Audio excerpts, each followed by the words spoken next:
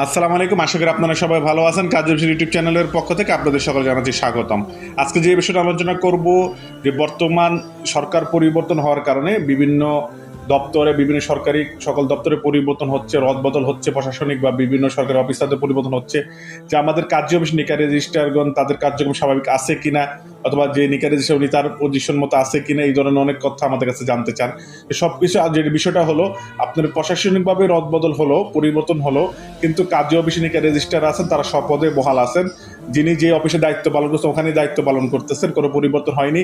কাজী অফিসে সকল কার্যক্রম স্বাভাবিক আছে। তো আপনারা যেই কাজী অফিসে সেবা নিতে চান, আপনারা চাইলে কাজী অফিসে যোগাযোগ করে সেবা নিতে পারবেন, সকল কার্যক্রম অব্যাহত আছে। তো এই বিষয়ে ভাবার নাই যে আমি যে কাজী অফিসে বিয়ে করেছি ওই কাজীকে পাবো কিনা, অবশ্যই পাবেন। যে নিকা রেজিস্ট্রার আপনার বিয়ে পড়িয়েছে, যে কার্য অফিস যে অফিসেই ছিল, যে এলাকার দায়িত্বে ছিল সেই এলাকার দায়িত্বে বহাল আছে, কোনো পরিবর্তন রদবদল হয়নি।